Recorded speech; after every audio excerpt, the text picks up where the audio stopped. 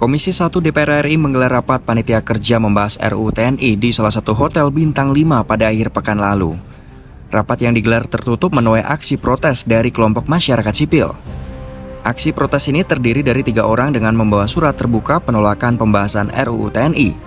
Mereka yang datang melakukan aksi dengan menggedor pintu ruang rapat dan meminta agar rapat dihentikan. Selamat sore Bapak Ibu, kami dari Koalisi Reformasi Sektor Keamanan, pemerhati di bidang pertahanan, kami menuntut agar proses pembahasan revisi Undang-Undang TNI dihentikan karena tidak sesuai dengan proses legislasi. Ini diadakan tertutup, Bapak Ibu. Woi, Anda mendorong. Teman-teman, bagaimana kita kemudian hari ini represif? Kepala Divisi Hukum Kontras Andri Yunus mempertanyakan pembahasan RUU TNI yang dilakukan secara tertutup dan lokasi yang digelar di hotel mewah di tengah kebijakan efisiensi yang dilakukan pemerintahan Prabowo Subianto. Tolak segera RUU TNI! Tolak RUU TNI! Tolak RUU TNI! Agenda berkaitan dengan pembahasan ugal-ugalan terkait revisi TNI. Perkenalkan, kami dari Koalisi Reformasi Sektor Keamanan, terdiri dari lebih 50 lembaga organisasi di Jakarta yang kemudian melakukan pengawasan terhadap kebijakan militer maupun pertahanan sejak era Reformasi 98. Teman-teman, hari ini kami mendapatkan informasi bahwa proses revisi Undang-Undang TNI dilakukan secara tertutup di Hotel Fairmont, yang mana kita tahu hotel ini sangat mewah, dan kami justru mendapatkannya dari teman-teman jurnalis. Proses ini tidak hanya kemudian diinformasikan kepada masyarakat, namun juga seolah-olah ditutupi, yang kemudian kami mempertanyakan apa alasan proses pembahasan Undang-Undang TNI dilakukan secara tertutup.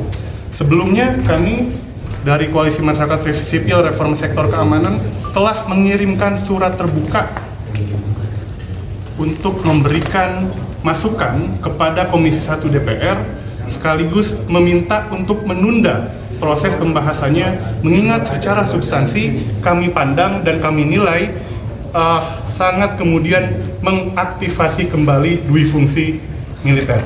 Oleh karena itu, kedatangan kami di sini menuntut agar proses ini dihentikan. Selain bertolak belakang dengan kebijakan negara mengenai efisiensi, juga terkait dengan pasal dan substansinya itu jauh dari upaya semangat menghapus difungsi militer dan jauh dari semangat reformasi sektor keamanan di Indonesia. Rapat yang digelar secara tertutup ini banyak mendapat kecaman dari berbagai kalangan masyarakat. Salah satunya Direktur Eksekutif Amnesty International Indonesia, Usman Hamid, yang menyesalkan perlakuan beberapa penjaga terhadap 2 orang aktivis yang hendak melakukan protes. Rapat yang diikuti oleh 23 orang ini terdiri dari berbagai fraksi, salah satunya Utut Adianto dari fraksi PDIP, menyebut jika rapat RUU TNI digelar di hotel, sama halnya dengan rapat pembahasan undang-undang lainnya yang juga dilakukan di hotel. Ia pun tak menanggapi lebih jauh mengenai kritik biaya menggelar rapat di hotel mewah yang tak nyambung dengan kebijakan efisiensi. Bahkan Utut mengklaim usulan penambahan usia pensiun bagi prajurit TNI tidak akan membebani keuangan negara. Nantinya rapat panitia kerja RUU TNI akan dilanjutkan pekan depan setelah 2 hari digelar pada Jumat dan Sabtu kemarin.